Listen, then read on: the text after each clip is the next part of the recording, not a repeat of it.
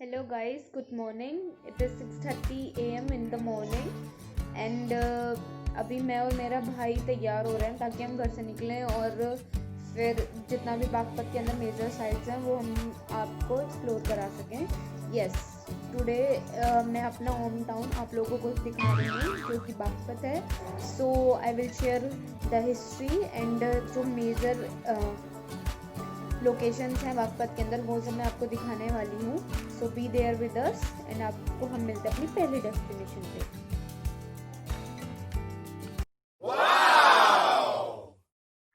तो चलिए मेरे साथ हम सब शुरू करते हैं। तो जो मेरे होम टाउन का नाम है बागपत, तो जो नाम है उसी से पता चलता है बागपत मतलब जहाँ पे बहुत सारे टाइगर्स रहते हों। तो ऐसा बोला जाता है कि सेंचुरीज़ बिफोर सेंचुरीज़ जब महाभारत का टाइम था तो यहाँ पे बहुत सारे टाइगर्स रहा करते थे, जिसकी वजह से इसका नाम उस टाइम वाघ्यप्रस्थ था। वाघ्यप्रस्थ मतलब जहाँ पे बहुत सारे टाइगर्स होते थे उस प्लेस को वाघ्य इस नाम से डिवोट किया जाता था। और ये उन 5 गाँव में से एक गाँव था जो पांडवाज ने मांगा था दुर्योधन को महाभारत से पहले। और एक कहानी ये भी कहती है कि इस जगह का नाम वाक्यप्रस्थ भी था। वाक्यप्रस्थ मतलब the city of delivering speeches.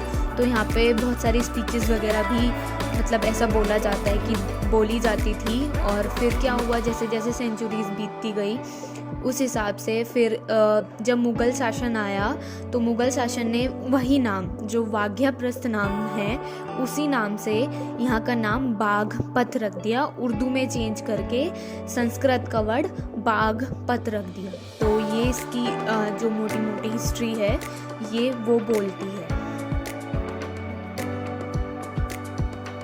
लो हम आ पहुँचे हैं अपनी पहली डेस्टिनेशन की तरफ। तो ये हमारे बागपत का मेन सेंटर है जिसे हम बोलते हैं राष्ट्रीय वंदना चौक। तो वंदना के नाम से ही पता चलता है कि हम यहाँ पे अपने जो अमर जवान शहीद हैं उन लोगों को वंदन देते हैं, उन लोगों का शुक्रिया अदा करते हैं। तो जैसे मैंने अपने होम टाउन के बारे में रिसर्च करी है और उसका सब कुछ देखा है तो मैंने ये भी पढ़ा है कि अगर हम यहाँ का ड्रोन शॉट लेते हैं ऊपर से तो जो शहर है वो एक प्रॉपर रेक्टेंगल की शेप में है, उसके 4 कोने हैं और वो बिल्कुल परफेक्ट दिखता है, जिसका जो सेंटर आके मिलता है वो हमारा यही चौराहा है जिसकी मैं आपको इस टाइम पूरी की पूरी वीडियो कवर करके दिखा रही हूँ। तो जो हमारा मेन सेंटर है इस पे हमारा ये एक चिन्ह दिया हुआ है। हम बागपत वासी कोई भी अच्छे काम की शुरुआत अपने जो शहीद हैं उन लोगों को श्रद्धांजलि अर्पित करके करते हैं। ये हमारा यहाँ से हम लोग अपने हर एक काम की शुरुआत करते हैं। आइए चलते हैं अपनी नेक्स्ट डेस्टिनेशन की तरफ जो है नवाबों की हवेली। तो वो ऐसा बोला जाता है कि बागपत 2 चीज़ों के लिए फेमस है, पहला नवाब की हवेली और दूसरा मुर्गों की ठेली। तो ऐसा ही शायद कोई चिकन वैरायटी हो जो बागपत में ना ही मिलती हो। और रही बात नवाबों की हवेली की, अगर मैं यहाँ की हिस्ट्री की बात करूँ तो ऐसा बोला जाता है कि जो नवाब थे वो चित्तौड़गढ़ के थे और जब अंग्रेज़ी सरकार आई तो वो लोग वहाँ से आकर हरियाणा के पास रोहतक में रहने लगे। और जो नवाब साहब हैं कोकब हमीद जी, उनके जो दादाजी थे करम अली जी, वो अंग्रेज़ी सरकार में एक बहुत ही बड़े ऑफिसर थे। तो काम की वजह से वो गाजियाबाद बार बार आया जाया करते थे। तो उनका जो बीच का स्टे पॉइंट होता था वो बागपत हुआ करता था। वो यहाँ पे शिकार खेलने आया करते थे। तो फिर उन्होंने यहाँ पे ही अपनी हवेली का निर्माण करा दिया। और आप वीडियो के अंदर देख ही सकते हैं कि हवेली अभी भी उसी आर्किटेक्चर में है। और एक यहाँ पे बहुत ही ज़्यादा फेमस बातें हैं जो बोली जाती है कि जब इंदिरा गांधी जी प्रधानमंत्री बनी तो फिर जो नवाब साहब थे उन्होंने सिर्फ 200 रुपये में पूरा बागपत सजवाया था, जो कि एक बहुत ही ज़्यादा ऐसा बोल सकते हैं कि it is a wow thing, क्योंकि उस टाइम 200 रुपये भी बहुत ज़्यादा अमाउंट हुआ करती थी। और 200 रुपये में पूरा बागपत बहुत ही अच्छा दुल्हन की तरह सजाया गया था। तो हम देख ही सकते हैं कि जो बागपत का बाज़ार है वो जो हवेली की दुकानें हैं उनमें ही भरता है। हवेली बीच में है और जो बाज़ार है वो हवेली के चारों तरफ है। तो ये है हमारी नवाब की हवेली।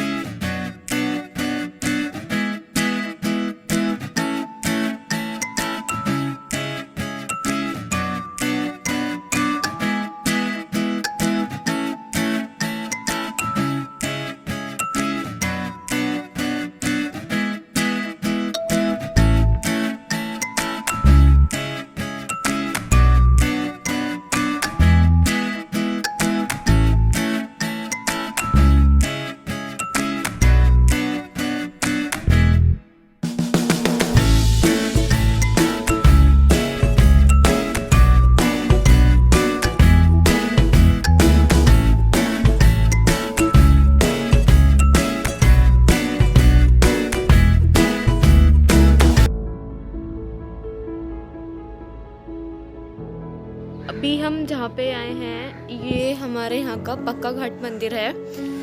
ये एक वैदिक पाठशाला है जहाँ पे विद्यार्थी जैसे पुराने टाइम में होते थे कि वो लोग गुरुकुल जाते थे और गुरुकुल जाने के बाद वहाँ पे उनको वैदिक शिक्षा दी जाती थी और सब वेदों का ज्ञान कराया जाता था। ऐसे ही ये हमारा पक्का घाट मंदिर है जो कि एक वैदिक पाठशाला है।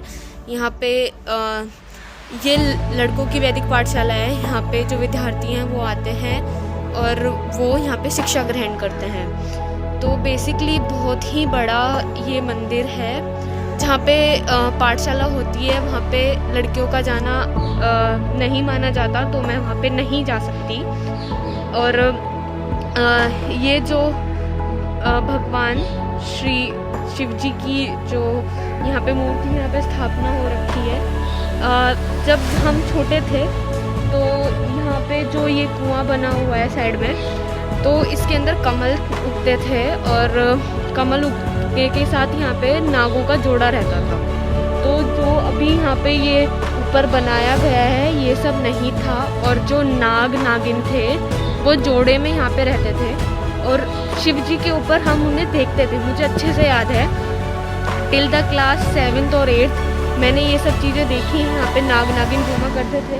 अभी तो वहाँ पे गंदगी जमा हो चुकी है जिसकी वजह से वो कुआं और जो पौंड था वो बिल्कुल बंद हो गया है, तो वहाँ पे कुछ नहीं है अभी, तो वो ख़त्म हो चुका है। लेकिन काश मैं आपको वो दिखा पाती, वो बहुत ही ज़्यादा अच्छा लगता था देखने में, क्योंकि नाग नागिन उन सबको अपनी आंखों से देखना, जोड़ों में देखना और कमल के फूल, तो बहुत ही ज़्यादा आकर्षक लगता था वो।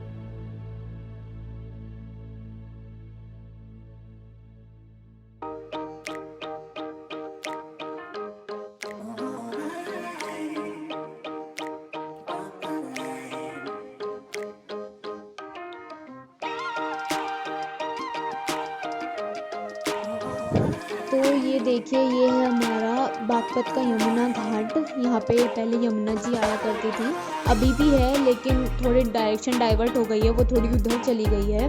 लेकिन यहाँ पे जो नगर पालिका है बागपत की, उन्होंने बहुत ही अच्छी तरीके से निर्माण कराया हुआ है।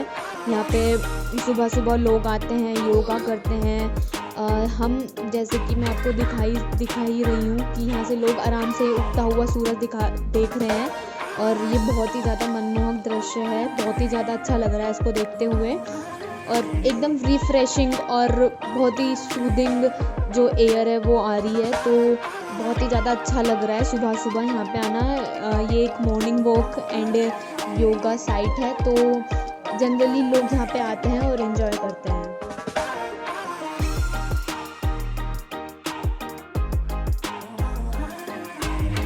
जो भी आपने अभी तक ये सब डेस्टिनेशंस देखी हैं, ये सब मेन बागपत रूरल सिटी के अंदर की हैं, जो मेन सिटी है बागपत।